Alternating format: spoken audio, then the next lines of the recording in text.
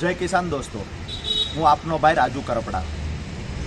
કડદો બંધ કરાવવામાં નિષ્ફળ ગયેલી સરકાર ખેડૂતોનો અવાજ બંધ કરવાની કોશિશ કરી રહી છે। બોટાદની અંદર કડદા પ્રથા બંધ કરાવવા માટે સ્વયંભૂ જ્યારે ખેડૂતો બહાર નીકળ્યા, ગુજરાતના તમામ માર્કેટિંગ યાર્ડમાં જે ખેડૂતો લૂંટાઈ રહ્યા છે એના અવાજની ક્રાંતિની શરૂઆત બોટાદમાંથી જ્યારે થઈ, ત્યારે ખરેખર કડદો કરનારા લોકો પર કાર્યવાહી કરવાની જગ્યાએ ક્યાંક ને ક્યાંક અવાજ ઉઠાવનાર લોકો પર કાર્યવાહી થઈ। ક્યાંક ને ક્યાંક ખેડૂત આગેવાન અને ખેડૂતોનો અવાજ દબાવવા માટે જૂઠ્ઠા કેસમાં ફસાવાનું ષડયંત્ર થયું। આપ સૌને વિનંતી કરું છું કે ગુજરાતના ખેડૂતોને દેવામાંથી બહાર કાઢવા માટે જે તમામ જગ્યાએ માર્કેટિંગ યાર્ડમાં ખેડૂત લૂંટાઈ રહ્યો છે એની સામે અવાજ ઉઠાવવાની શરૂઆત બોટાદથી થઈ છે। એટલે કે વર્ષો પછી ગુજરાતમાં એક ક્રાંતિની શરૂઆત થઈ છે। આ ક્રાંતિને અમે લોકો બંને ભાઈઓ જેલમાં ગયા પછી પણ તમે દરેક ગામ સુધી, દરેક ઘર સુધી પહોંચાડજો દોસ્તો।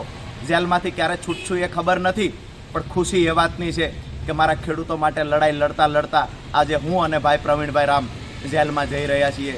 આવનાર સમય એટલે ટૂંક સમયમાં દીપાવલી આવી રહી છે। મારા પરિવારને, મારા ખેડૂત પરિવારને એડવાન્સમાં દીપાવલીની ખૂબ ખૂબ શુભકામનાઓ પાઠવું છું। જ્યાં સુધી જેલમાંથી બહાર નહીં આવીએ ત્યાં સુધી અમારી લડાઈ ચાલુ રહેશે। જેલમાંથી બહાર આવ્યા પછી પણ કડદા પ્રથા બંધ કરવા માટે ગાંધી ચિંધ્યા માર્ગે આગળ વધીશું। આપણા બધાની સહિયારી લડાઈને દરેક ઘર સુધી પહોંચાડવાની જવાબદારી આજે અમે બંને ભાઈ તમારા માથા પર મૂકી અને જેલમાં જઈ રહ્યા છીએ। આપનો નાનો ભાઈ રાજુ કરપડા। આપ સૌને મારા જય કિસાન, રામ રામ।